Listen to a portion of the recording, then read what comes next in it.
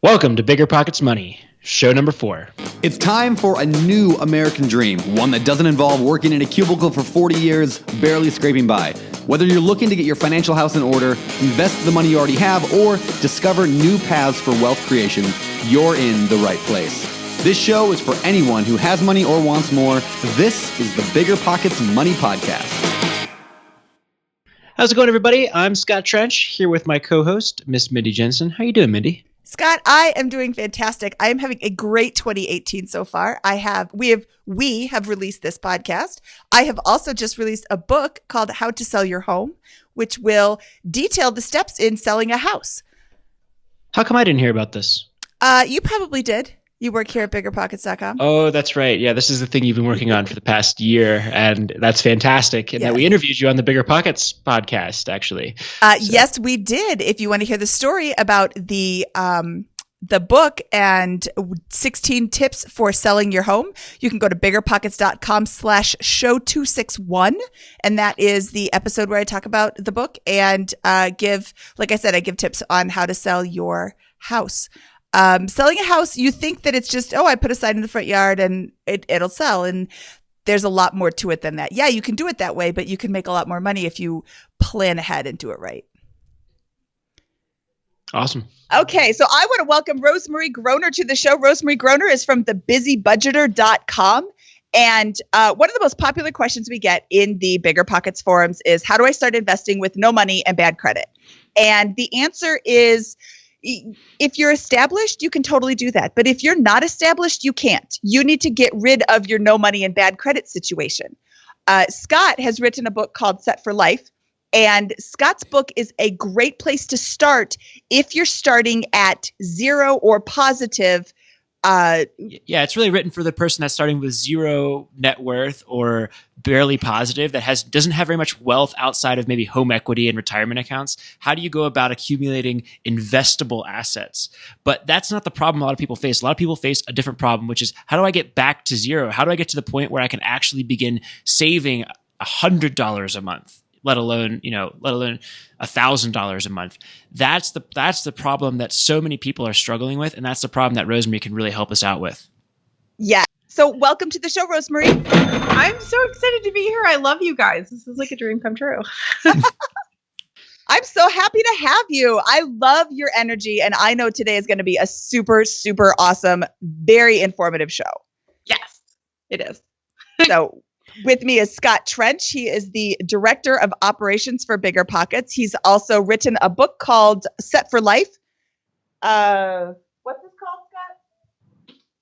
What, the book? There's a lot. Yeah, it's Set for Life, Dominate Money, Life, and the American Dream. I always forget the second part. I remember the Set for Life part. Set for Life with a subheader, yes. Yeah. But anyways, Rosemarie, you're here to tell us about budgeting and how that can help people move forward, improve their lives. So could you tell us a little bit about your story and how you got started, why budgeting was important to helping you kind of progress with your finances in the first place? Oh my gosh, yes. So I was a state trooper, and if you don't have that in your area, it's kind of like being a police officer, but at a state level. And I was making about $52,000 a year, and we were pregnant with our first child, and I was like, oh, I'm done. Like, we worked crazy hours, like we had forced overtime. I never felt like I was home. My husband and I worked opposite schedules. We're like, how in the world are we going to raise a baby with this craziness? And then I decided I wanted to stay home, and we looked at our numbers and we realized that we were over $30,000 in debt. We lived paycheck to paycheck. We had absolutely zero skills in life, like no cooking, cleaning, budgeting. Like, we were hot mess adults. So I realized that I wanted to come home, and I realized that just wasn't even remotely a possibility. And I can remember feeling like I was just stuck. Do you know what I'm saying? Like, you just can't do anything else. Like, I'm going to work this job because I have to. And that was a moment that when we had that baby, I looked into his eyes and I was like, I don't even care. I will find a way. We reduced our spending by over $23,000 a year. I quit my job. I set a goal to quit my job by his first birthday, and I made it. His first birthday was my last day at work. I replaced my income working from home, mostly through a home daycare, but we had like a couple other smaller side hustles. And then the rest is history. Like, I found that when you actually figure out what you want and you have that goal, budgeting gets way easier. Like I knew what I wanted, and giving up small little things that I thought meant a lot to me when I was living paycheck to paycheck meant nothing. So this is incredible. There's a lot to dive in here. Sorry, did you have something you wanted to mention real quick? I was going to say, wow, there's 1,000 things to talk about. I want to know, how did you reduce your spending by $23,000 a year? Because that's a huge number for just somebody who's struggling. It is. Yeah. So a lot of it, we actually have a full breakdown. We actually have a blog post on that. When I started a budgeting blog, that was one of the first posts that I wrote, and I have every single dollar of that. It was actually over $23,000, and it's all listed out there. Part of it was we refinanced our mortgage to historical low interest rates. We did and I only calculated the monthly savings on that, not the long term, which was actually a lot more. We stopped buying books, which I'm like a book lover. I read like crazy. And when I saw how much money I was spending on books, I was absolutely sick. So I haven't actually purchased a book unless it's a business book for like maybe 6 or 7 years. I now only use the library. It went from everything. Meal planning was a huge part of it. I think you guys just did a podcast with Aaron Chase. Aaron Chase was a huge part of this story by reducing our grocery budget. We followed kind of the grocery budget makeover, and we saved $16,000 a year in grocery savings alone. So it was basically like a lot of teeny tiny little things that added up to really big. But I mean, we systematically went through every single thing that we purchased, and we found substitutions, even all the way down to like shampoo. We were using Pantene shampoo at the time, and then I found out that I love Suave rosemary mint shampoo, and our income has skyrocketed since then, and I still use Suave rosemary mint shampoo. It's like $1 a bottle. So, I mean, even things like that saved, I think that was like $118 a year that we saved by switching shampoos. And, most people are like, oh, whatever, it doesn't matter. But all those little tiny things that don't matter combine to like a massive change. So Aldi, I don't know if you guys have the store Aldi near you. That was a huge part of our journey as well. We shop almost exclusively at Aldi now. They have groceries that are about half the price of everybody else, about 50 to 60%.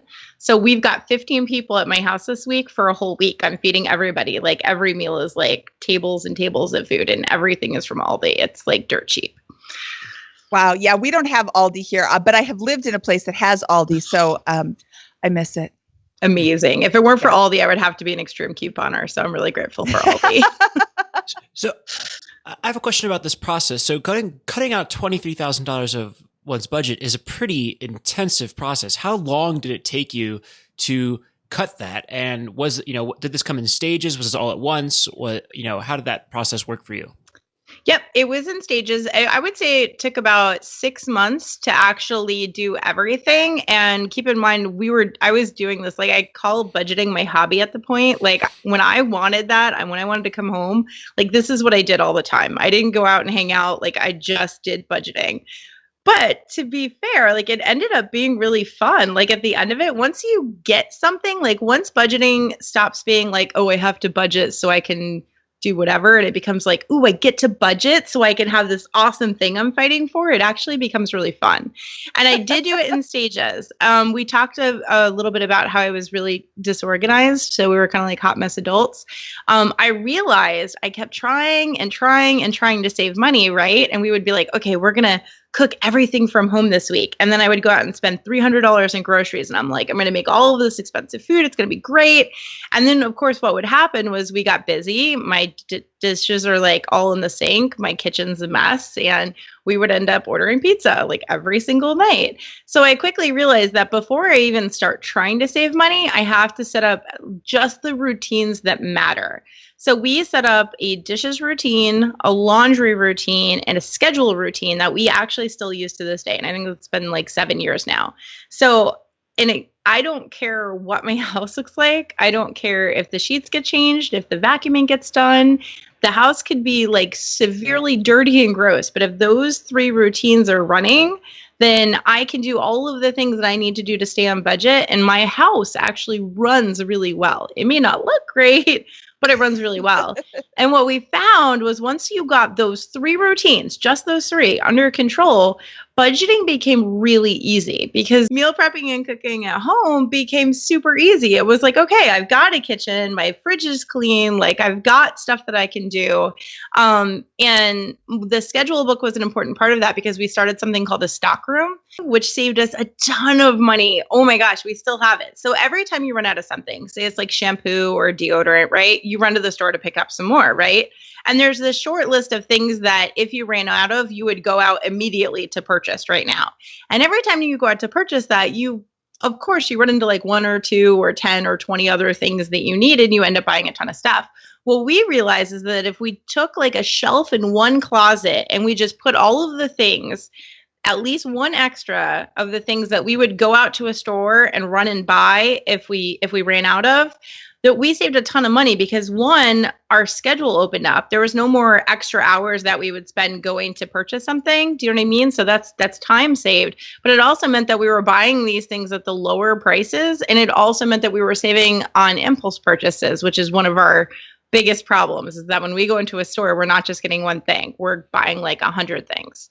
So that turned into, well, now we figured that out. We figured out how much money we save from that. So now we go further and now we say, we just automate all of our errands. So we joke around all the time now because now I work at home and we say I never leave the house, which is kind of true because we don't go grocery shopping. We don't go to Target. We don't go to Walmart, like all of those things. We do go to Aldi. But all of those things are delivered to our house for us and we get them for the same price that you would get if you walked into Target. There's tons of places online that price match, both Walmart and Target. You can have them shipped to your house for the exact same price that you can go pick it up. But the difference is I don't also pick up, $400 worth of Joanna Gaines' stuff. I'm only getting the stuff that's on my list and I'm doing it ahead of time. I'm being conscious of where it fits into my budget and things like that. Okay. So again, 47 things I want to talk about now. Okay. So you, at the beginning of this, you said that you got into a habit, you established a routine for budgeting or for your household. And that really just speaks to me as I used to be a stay-at-home mom, and it's so easy to just wake up and all of a sudden the day's gone and you're like, oh, I didn't do anything. So establishing the dishes routine is really, really important in my mind. Establishing the laundry routine so you're not sitting there and folding 47 pairs of clothes, 47 loads of laundry on a Saturday when that's the only time you have to spend with your significant other or whatever. Like that's really, really important. I really like that tip. And you have established like a whole course for this, right? A whole routine. Okay. So let's talk about that a little bit later. The stock room is also something I want to talk about. I suffer from almost hoarderism and I did the extreme couponing for a while. It's really not a good fit for my self. How do you do a stock room without being like one of those crazy extreme couponers who's got 47 gallons of mayonnaise that they're never going to eat ever? Yeah. So we definitely don't do that. The secret to the stockroom to start is to only get the things that you would run out and purchase if you ran out of. So like, let's say shampoo, right? Let's say you have 0 shampoo in your house. You're going to be like, hey, hubby, can you stop by and pick up shampoo on the way home? Or you're going to go out and get it yourself, right? There's not too many days that you're going to go without shampoo in your house. Paper towels is one for a lot of people. Deodorant, right? You're probably going to run out and grab deodorant if you run out. So if you're only getting those and you're only getting one extra, so we're not talking about a major, we lived in a 900 square foot townhouse when we started this. We had like one little tiny shelf, but it's just like we had extra toothbrushes, extra toothpaste, extra deodorant, extra shampoo, extra laundry detergent, extra dish soap, extra, dishwasher detergent, things like that. So anything that you would run right out and pick up. My husband was like obsessed with hair glue, so we had like hair glue in there. But anything that you would run out and pick up, I know, right? Hair glue. What is hair glue? I guess it's like, I know. Does Scott know? I feel like you look like a hair glue guy. Is. Really? Scott's morning routine, I'm guessing, is get out of bed. Yeah, and probably. Go. Yeah, pretty much. I get out of bed, I shower, and I go to work. Yeah.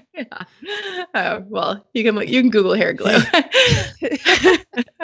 Is it like a hair product? It's definitely a hair product. It makes his things in the front spiky. Like I feel like I should know this. I'm a girl, right? I should know these things. I thought it was like, he looks like he's got a full head of hair. That's a really great toupee. I thought it was like hair glue. No, not that kind. No. Okay. So the stockroom is just like one extra. And then when you take it off, like, how do you know to get more? Do you just automatically put it on your list, or like, how does that work? How do you replenish your stockroom? So you have different things available. We actually have a free Excel file someplace. We used to, when we started, and again, don't start with an Excel file, like, because if you make it too complicated, you're not going to do it. We started with just a Post-it note slapped on the back of the door, and it said something like, shampoo 1 or 2. And then when you took one out, you like crossed it out. And there's a big joke in our house because my husband and I always use the bath and he always uses the shower, and he will come over to my bath and steal my shampoo versus walking the extra 2 feet to the stockroom and grabbing shampoo from there. Anyway, that's a side note. So you have to be prepared for that. But you can just use like a little Post-it note to track what you have. But the idea is that you should, if you're going to the store, I don't suggest you go to the store. If you're going to have something delivered to the house, like Walmart or Target or things like that, you can be like, oh, okay, I have 1 shampoo, we'll grab 1 more. Or I've just used my last shampoo, I'm going to grab 1 more, things like that. You can go one step further, and now we do auto scheduling, which means that we've done this for so long that I know how long it takes for us to use up a shampoo. I know how long it takes for us to use up deodorant. So I just set them to be automatically sent to the house every so often. And if I find that we're getting like too many, then I'll bump it out a little bit and adjust it so we can catch back up. But for the most part, where this used to be like a monthly trip to Target or Walmart that I would load up on all the stuff that we would need, or worse, I'd buy it at the grocery store where it's more expensive while I bought groceries. Now it's something that I don't think about. I don't spend time doing it. I don't go into Target and buy all of the Joanna Gaines stuff there because I'm there anyway, and it's just shipped to the door. Also, you get lots of boxes, and you can use the boxes for cool stuff, but that's a whole nother thing. So what I'm getting here is this just like incredible optimization and tracking and management of your life, the things that you just use, the necessities of life, right? Yes. And you went through this process where you in stages where you were able to cut your spending from $23,000 by $23,000, and it seems like free up a lot of time, right? Yep. My question for you is, let's say that I'm someone who's starting to do this and maybe haven't done any of this. I'm where you were when you started. How is my happiness going to be affected while I'm going through this journey? Isn't this gonna ruin my life? Isn't this gonna, make things worse? How does that work? Oh my gosh, no. And I know what you're saying because I can remember like in the very beginning. So the thing about budgeting is that it's all in perspective. And I think when most people hear about budgeting, like they're stressed out about debt, or they're like, or the other way, like maybe they don't have debt and they have money, but they don't necessarily want to live below their means because they're like, I've gotten all this money. I'm not stupid. Like I want to spend it. But the thing is that budgeting allows you to get anything you want. Like we purchased like a gorgeous house. Like my husband's got like a fixer-upper Corvette he likes to drive around. But like the thing is that we got those things because we put our heads together and we were like, I want this. Let's go out and get it. So budgeting, I think, has it seems like something that's really negative, and it's the total opposite. It just opens up this whole world of like, on almost any salary, you can have anything you want. You just have to be smart enough to go after it and get it. You know what I mean? Do the work to get it. And it doesn't have to be. So some people are really all about sacrifice. We are not. Like if you look at our story, we were over $30,000 in debt, and we were both state troopers. And the correct answer in that situation is to stay at work, hoard all that money and then go pay off your debt. And we didn't do that. I was like, I want to pay off my debt, but babies don't keep. And I can't spend his younger years with him when he's 5. Do you know what I mean? I can't go back and redo this time. So I was like, I'm going to quit my job no matter what, and I'm going to figure out a way to make it happen. And that's what I did. But the thing about budgeting is that it's empowering. Like whatever you want, you can do it. You just have to be intentional when you do it, if that makes sense. That makes such perfect sense. And that's, budgeting, you're right. It has this negative connotation. It's restrictive. Yeah. But if you don't know where your money's going, you can't direct it where you want it to go. And if there's something that doesn't matter to you, then don't spend money on it. Like, I don't care what my clothes look like. Yeah. So I mean, I want them to be, fairly current, and I want them to, be clean. Yeah. And that's kind of it. I'd like them to fit, but that's a different story. So, I don't go and spend on these brand name clothes because it doesn't matter to me. But, there are things that I like. So I spend money on those things because I don't want to say it's important because it's probably not as important as like, kids and stuff, but. Yeah. And then also you also have to think about the fact that this is a very short amount of time. So this was about 6 months of my life that I was really, really into budgeting. And once I had established those habits, I was like, okay, now we're just talking about like an evening a week. Do you know what I'm saying? And at this point, we still spend an evening a week, but it's like an hour and it's almost like a date night. Like it's kind of fun. We talk about our goals, we talk about what we're going after, and then we start, crunching the numbers. But it's really it's kind of like a cool thing that we do now and not like budget night. It's kind of fun.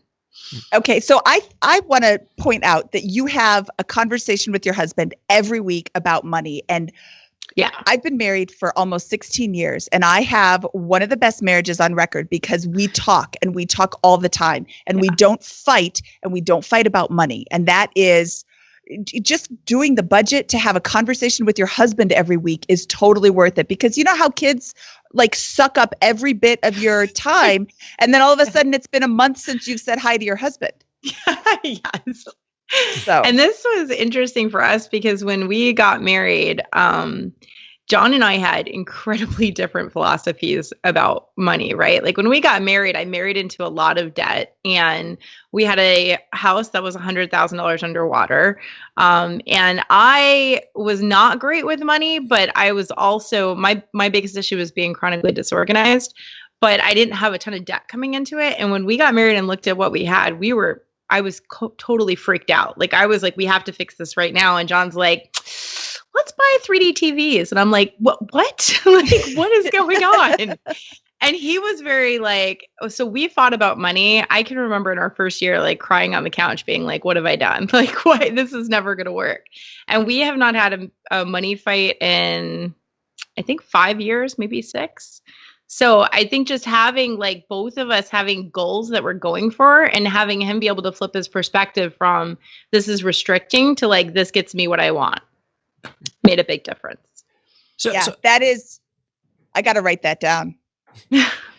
So I have a question here. So you get an alignment with your husband. You've begun this system of budgeting and tracking. You've cut your expenses a lot. You quit your job. What happens now to income? I found in my life, for example, that when I got serious about tracking my finances and spending and making sure that I'm accumulating as much money as possible, given my happiness constraints, that I was doing two things. I was accumulating money, and I was which I could then invest, and I was also more comfortable taking risks, on new ventures, that kind of thing. Did you find that to be the case for yourself? Yes. And I think part of it is we reduced our spending so that we mitigate some of the risk. I mean, because it was a risk to quit our job. We were woo, we can live in a budget for 6 months. Let's just quit our job. So there was a little bit of a risk there, but we reduced our spending so that worst case scenario, we can handle it. And then of course, what we found was that it's not as hard as you think to increase your income. It was pretty easy for me to make up my income from home and the home daycare. And then at the point that we were looking at the decisions, okay, so I don't think I'm going to be able to do this for 25 years. This isn't going to be fun anymore when my kids are in school. Do you know what I mean? Okay, bye kids. And then I still have 4 kids at home. So what we did was I started a blog, and then we turned that into an additional income stream that ended up taking over everything else. So I think that it's actually a lot easier than most people think to increase their income and to kind of that would give you money, to invest, that would give you more kind of wealth. And then again, the budget gets a whole lot easier, but we still budget. It's just you're budgeting for more fun stuff, bigger fun stuff. Yeah. The point that I kind of want to throw out there is that in my experience, I've met a lot of folks that have gone through a process somewhat like yours. Yours is by far the most intensive and coolest that I've heard, with the incredible results in a short period of time. But folks that go through any type of this process often find opportunities present themselves on the income front, even though that's not their focus. Their focus is on saving money. But because they're saving money, they become more comfortable with their position. They build up a bigger financial moat. And then all of a sudden, these the opportunity to go and do something that they love or something that may pay off financially presents itself, I think. Yeah, absolutely. Because you get out, like we call it the paycheck to paycheck cycle. When you're in that paycheck to paycheck cycle, like you can't even build a stock room. Do you know what I'm saying? Something that could save you hours and hours of time. But if you don't have that $100, $150, like you can't do that. We talk about this all the time because my audience is typically people that have zero money. Like these aren't people that have any wealth at all. They're just trying to like get by. But if you bring that on a larger scale, like we have a ton of savings. We're debt free now. Like our life experiences and the risks that we can take and the things that we can go after, we can build new businesses, we can try new things. And all of those are within our reach because we kind of like did the work before. Do you know what I'm saying? But I think there's this whole world that most people don't know about. They just think they have to go to a job, they have to work in a job. And most people don't even realize that they don't have to live paycheck to paycheck, that there are people out there that aren't doing that. Yes. And this is the foundation for entrepreneurship, I think, if you want to go down it. Like exactly what you're doing, what you've done, I think is that foundation. All those skills that you've built will, if you ever, will help you in your business that you're building currently and any ones that you go on into in the future, I think. Yeah. And it's kind of funny because when I started this whole thing, when I started the home daycare, I never thought to myself as being, oh, I'm an entrepreneur. Like I never even probably thought about that world. It was just, I just need to escape. Like this is my escape route. And then when I built the blog and I kind of got into that whole world and I realized how many people were making a killing at home, it helped me kind of like catapult my business because now I'm in this whole entrepreneur world and there's so many things that you're learning, but essentially it's all really the same. It's maximizing your ROI. It's your return on your investment.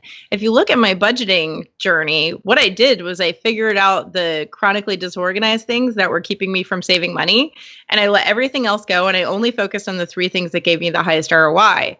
On the budgeting journey, I only focused on the things that were going to give me the best results for what I was doing. And then you flip that over when I started the blog, I did essentially the same thing. Yeah, I want to jump back to a couple of comments ago. You said something, we did the work before. All these things opened up because we did the work before. You make this sound really easy. Oh, I just looked at my budget and I cut costs. And it's not hard, but it's not easy. It's work. And you have to do the work if you want to see the results. And nobody is going to just do it for you. And there isn't a button that you can push to make everything just go away. You have to do the work and you have to be committed to it. And I think that that's what a lot of people will jump in and be like, oh, I'm going to do this. Oh, never mind. It's work. Well, yeah, it's work. It was work to get into the debt and it's going to be work to get out of the debt. But how free do you feel not having this $30,000 worth of debt? And I don't want to belittle your debt, but I've heard stories of people like $100,000, $200,000. Rockstar Finance has a blogger's net worth. And at the bottom is somebody is like negative $600,000. It's mostly student loans, but that's still $600,000. Do you have $600,000 just sitting around waiting to be deployed at your student loans? I mean, I'm not talking smack about that person. I think they're doctors, like 2 doctors or something, but still, that's got to be pretty soul crushing to wake up every morning to that. And, having no debt, I think all 3 of us are debt free on this call. Mm-hmm. So, I don't wake up worrying about debt. I don't go to bed worrying. My phone doesn't ring and I'm like, oh, which bill collector is that? So the work is so worth the reward of being free. Yeah, it is. Like, it's amazing. And it gives you so much. You can stay at home with your kids if you want. You know what I mean? You're no longer in chains. And the other thing is, like, we were just talking about this, is it makes you excited to make more money. Do you know what I mean? Because when you're paying off your debt, it's like, oh, I can make more money to pay more debt. And now it's like, if John wants a Corvette, it could be like, okay, let's like make a little extra money and we don't even have to take it off our budget. And that's what we do. Like we seek ways to get what we want. You know what I'm saying? Like, budgeting is actually amazing. It's like the most fun thing ever. And we kind of like when I say I turned it into a hobby, like we really did. Like when I say I'm working on our budget, I'm not talking about like sitting on a computer and on Excel. Like we do like what we call like Pinterest pretty workbooks and worksheets. So it's like if you have like this inner organizer in you that likes like pretty things and pretty workbooks and things like that, everything that we do is all like gorgeous, and it's almost like scrapbooking. John says my budgeting is like my scrapbooking used to be, but it's like something, a creative outlet. You're sitting down, everything is like laid out, and it's really fun. It really is. I promise. Try budgeting. It's super fun. Try budgeting. It's super fun. Well, one thing I want to go back to is this, we talked, I asked you the question earlier about whether this was done all at once or in stages. And for me, my journey was really like a long process of just continuous optimization, bit by bit by bit, as opportunity presented itself as time went on.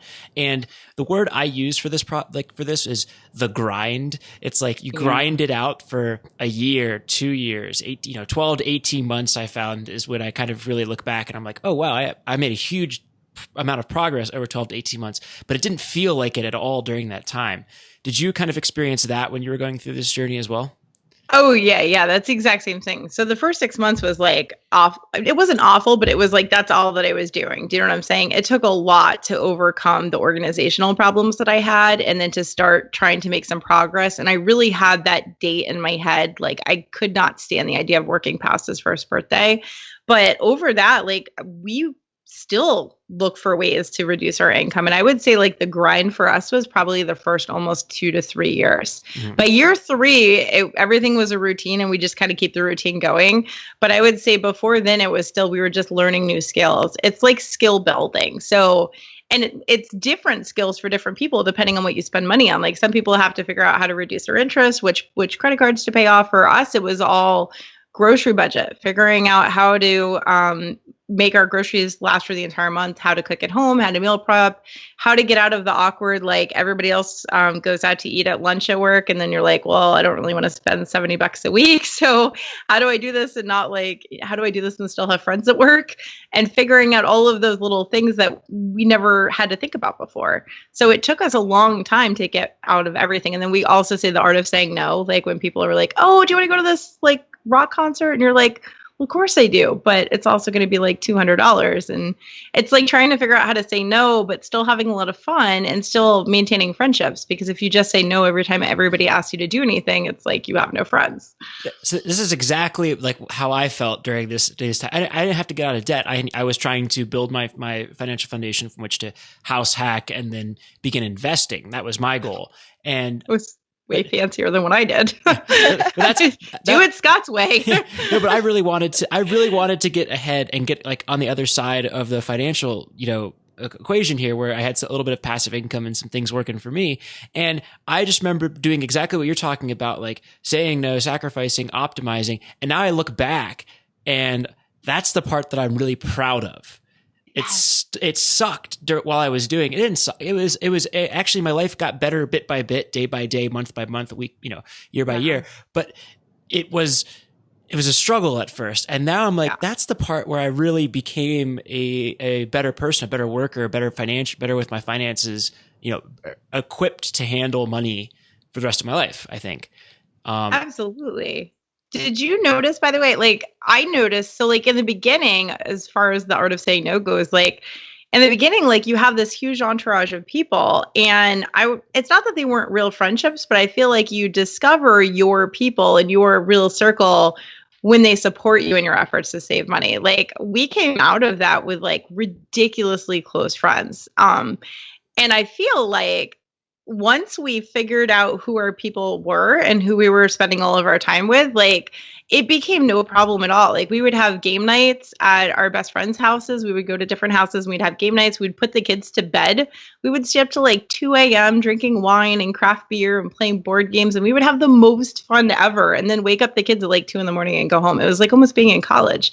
But like the cost of this was zero compared to like if you go out to an expensive restaurant with friends, like you talk for a couple of minutes, whatever, you spend $100 on babysitters, you spend $100 in your meal and like you have a good night. But like in comparison, I find that when you do things that are cheap, it's not like it sucks. It's actually way more fun. It's just nobody ever does it. Like, you know what I mean? People don't think about it or try it. Yeah, absolutely. Yeah, people don't. Oh, go ahead, Mindy. No, I was just, we're both going to agree with you. We're fighting over who can agree with you more. That's Sarah Wilson, who will be on the show in a couple of weeks. She had the same thing. She had the same tip. She would have friends over and she's like, you know what? I made it a point to pay off my debt. So I just said no to everything. And I told my friends what I was doing. And I think there's this big like shame or stigma around, oh, I want to pay off my debt. Why is that shameful? I don't want to have debt. Nobody wants to have debt. There's no big prize at the end to have the most debt. Yeah. So do these fun things. And not everybody is your friend. No. The people who want to go out and spend $100 a night, $300 a night, go out to bars and drink all the time, they might not have the same goals as you. They probably don't have the same goals as you. And that's not to say that going out is a bad thing. But if your goal is to pay off debt, then buckle down and do it. Because like I said before, nothing tastes as good as skinny feels. Well, you know what? Nothing feels as good as being out of debt. Yes, completely. So, okay, now you agree with her, Scott. I also agree. So I guess moving on, before we get to kind of our famous four and wrap up here, do you have any other tips that you want to talk about for people that are getting started with this? I know you have your first three things that you mentioned to get out there. Any other mindset things that you want to mention, or just I'm struggling to get into this. What do I need to hear? So the number one thing that we hear is that, well, the thing is, I really want to get started in budgeting, but I can't because, and some of them are really, really good reasons. You know, my significant other just got diagnosed with cancer. Like, I'm really sick. Like, I've got a little one that's sick. Like, legit reasons. And there's also a slew of other things. There's, I've got 15 people in my house for a week. I've got Thanksgiving's coming up, then Christmas. You know, I don't want to ruin the kids' Christmas. Like, we're getting married. There's all these reasons not to budget, but I love my readers enough to say you have to do it anyway. And this is why. Like, you are already doing the hard thing. If you're struggling with paying off debt, or if you were living paycheck to paycheck, or just not saving any money, right? You're already doing the hard thing. The easier thing is just to take a couple of months of your life, get it under control, and make it so that it's a routine. It's like shopping or like taking a shower or brushing your teeth. It's not going to like suck your soul out to continue doing this for the rest of your life. And if you can put the time in now, and if you can find time and space for this now, it's a skill that you will have for the rest of your life that will pay you back tenfold. But you have to start. Even if you start and suck, it's better to start now than just be like, well, after the holidays, when January comes, I'm really going to get into it. Or there's always going to be something else. There's always going to be a point in the future that you're going to say that you're going to start, and you're never going to start. So just the second you listen to this, we're going to start tonight, right now. Yeah. Awesome. I love yelling at people. It's like my favorite. Yeah. It's probably the stage trooper in me coming out.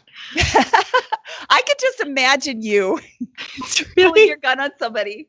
Which is funny because I have no idea how I survived. I spent 9 years in that job, and I'm like, I have no idea how I did that. But go figure. Yeah. There are very few people who could be, I don't know how to say this without being like offensive. There are very few people that I find less cop-ish than you. I know, because you always really have a big smile on your face, and you're like, so you exude happiness and positivity. And you know, when police officers pull you over, they're not like, "Hey, how's it going? I'm so happy to see you." They're like, "Why are you speeding?" So you know, it's just very difficult to. It's true. I think I was a great trooper, but I think my supervisors would have probably liked me to write more tickets. So I'm like, no, they really were sorry. Like, I swear. They were super nice people. Mindy, you seem to have a lot of experience getting tickets. Is that true? No comment. What is that? I plead the fifth. Well, awesome. Let's go ahead and move on to our famous four. These are the same four questions that we ask every single guest. And they're the first, well, let's jump right into it. The first one of these is, what is your favorite finance or business related book? So it's Total Money Makeover by Dave Ramsey. I'm pretty much a Dave Ramsey fan, like through and through. So anything he writes, I'm like, I listen to it all. I read it all. He's awesome.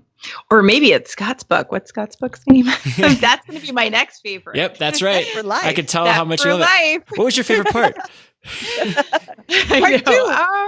Chapter 2. Great. Yeah.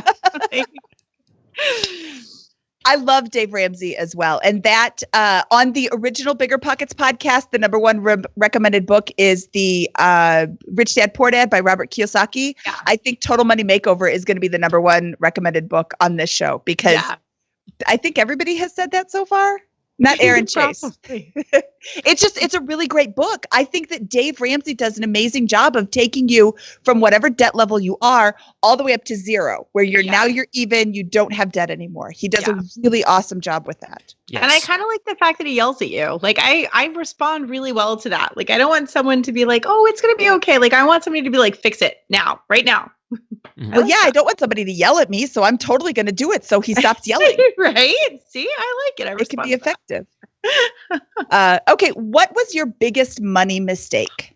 Oh, gosh. So we have a $300,000 townhome that is 900 square feet over 3 stories, no bathroom in the middle level. And it dropped almost $100,000 after the bubble burst. So we learned a very important lifelong lesson about real estate and that we should actually research and know what the heck we're doing before we buy a house for $300,000. That was, I think, our biggest money mistake. And we're still paying for that one. We have renters now in it, but we became reluctant landlords from that. And we're kind of, I think that's kind of the next goal is that we look for ways to maybe, instead of being reluctant landlords, being like opportunistic landlords and turning that into like a happy ending. Well, there's a great website that could help you out with that. If you I heard about that. BiggerPockets, right? BiggerPockets.com. You know, I think maybe somebody wrote a book on rental property investing. What is that called, Scott? I think it's called The Book on Rental Property Investing. By, that's a really... Mr. Brandon Turner. By Mr. Brandon Turner. Maybe you've heard of him. Yeah, let's send Rosemarie a copy of that book so she can start. The happy story. I don't want to say so she can start doing it right, but so she can start doing it right. Probably, yeah. Yeah. Awesome. What is your best piece of advice for people who are just starting out? And I know you've given a lot of these now, so maybe this one might be redundant if you just want to restate one of them. So highest ROI, like let's say you're just trying to reduce your budget, you're reducing how much you spend. Number one spot for most people, I'm assuming you don't have some crazy spending thing that I don't know about. Number one spot to reduce your budget is almost always in groceries.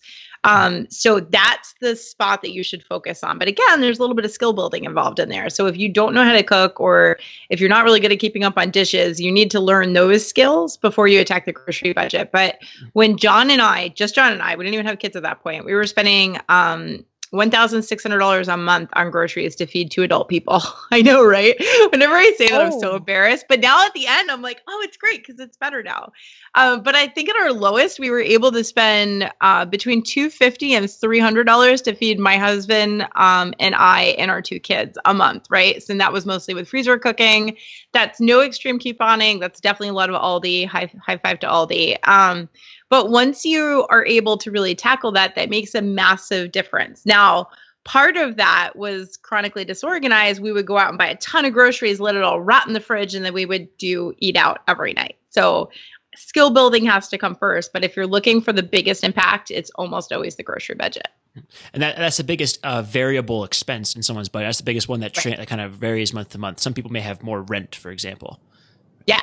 Yeah. I mean, it's the easiest one to, and then obviously also like if you're going to be making a big decision, like buying a $300,000, 900 square foot townhouse, maybe do a little upfront thinking about that one, talk to some people. Awesome. Where can people find out more about you, Rosemarie? So I'm at busybudgeter.com. And we actually have a special link I think you guys are going to put in the show notes for you guys. So it's going to be busybudgeter.com/BiggerPockets. Awesome. And what does that busybudgeter.com/BiggerPockets get you?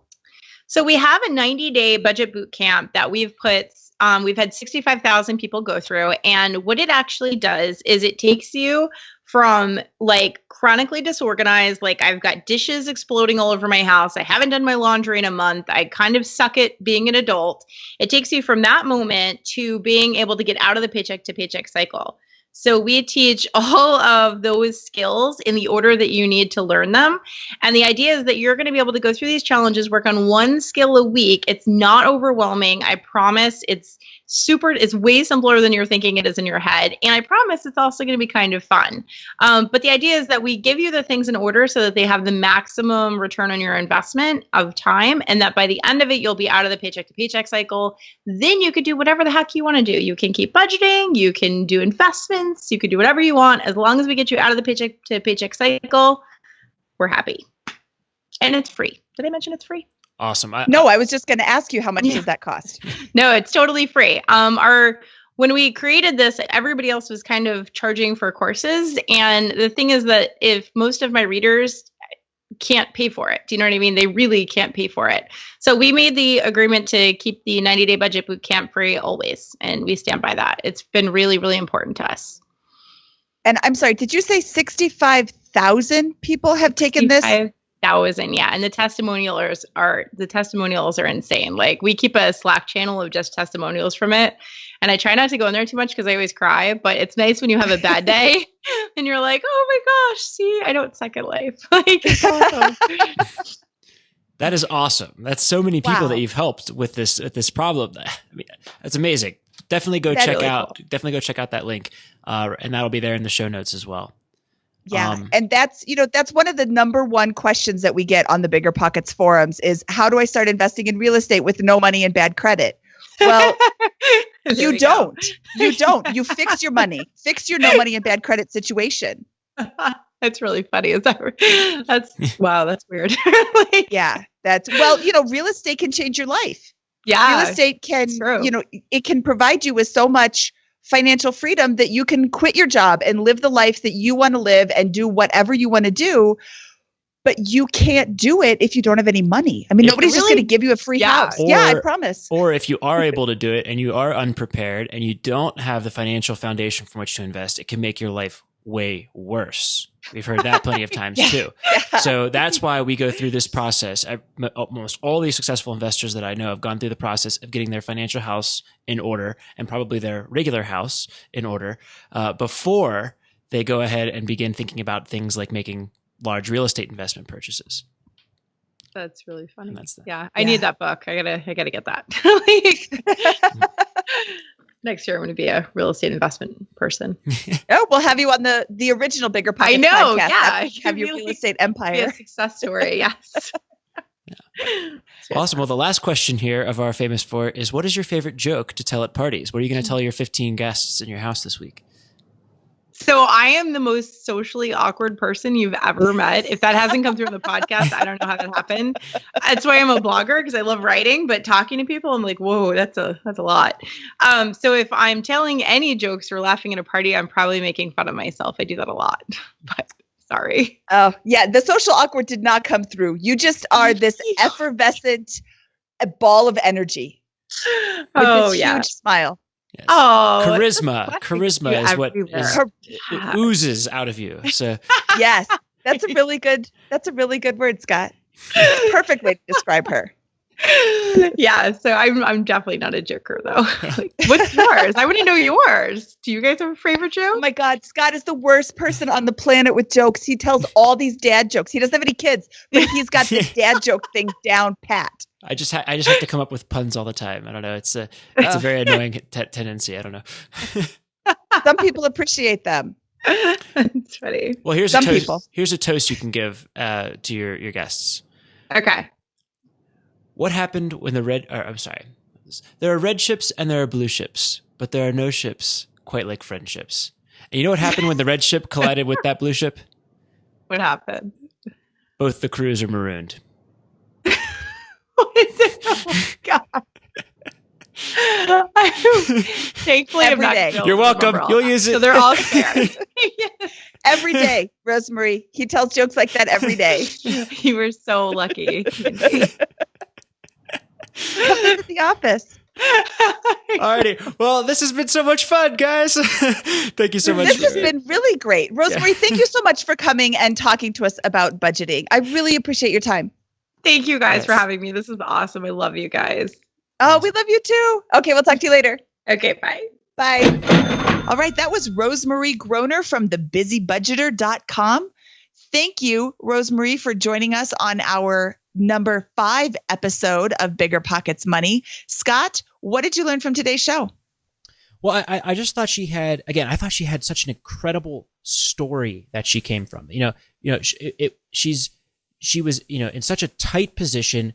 They're both police officers, and she was able to, what was previously two incomes, in a very tight situation to sustain their lives. She was able to just take complete control of her finances back and quit and support the entire family on one income. That's, a 50% reduction, or nearly a 50% reduction in the level of household income.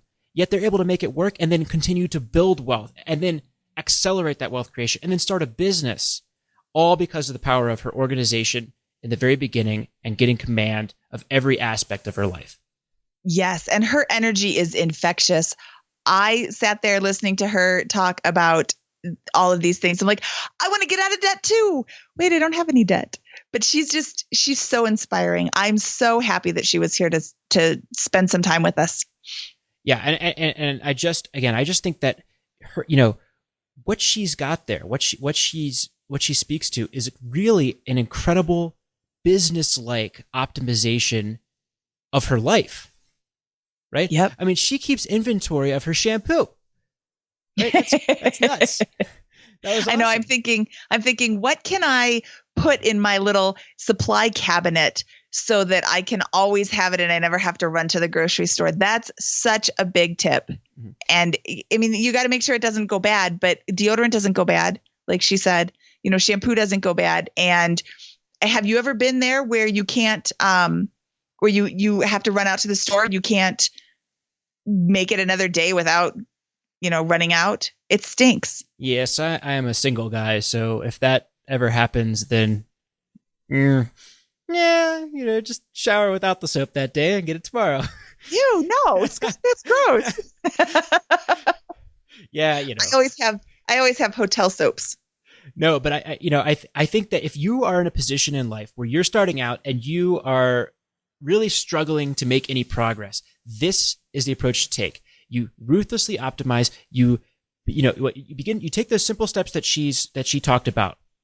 Get your laundry done, get your dishes done, and then you go and expand that where you can and where you're willing to each aspect of your finances that you have direct control over. And month by month, week by week, you're going to make progress, and you're going to start to see those results accelerate and accelerate and accelerate until you've built up a pretty sizable financial foundation. And then you're off to the races with the rest of the stuff we're talking about on this journey to financial freedom. Yes. And I don't know if you, as a single man, caught the tip where she and her husband did this together. When you and your husband are on the same playing field, when you're playing the same game, you are going to accomplish so much more than when he doesn't have any interest in it or she doesn't have any interest in it and you're just doing it yourself. Yeah, absolutely. I have a girlfriend, and we're actually starting to do our goals together on a weekly basis. We have a little goals, and we reward ourselves with a little bit of a wine or beer, and hang out and watch a movie after that. But it's like a little ritual we have on Wednesday nights now, and it's that's awesome. Nice. Yeah. That's nice. I'm really excited for you. So yeah, I think it's great, and I think that's I haven't I've never been married, but I can see why that would be obviously a huge part of your ability to get ahead on this. So. Yeah, when you're both on the same page, it just makes such a difference. All right. Well, so should we close out here? We should.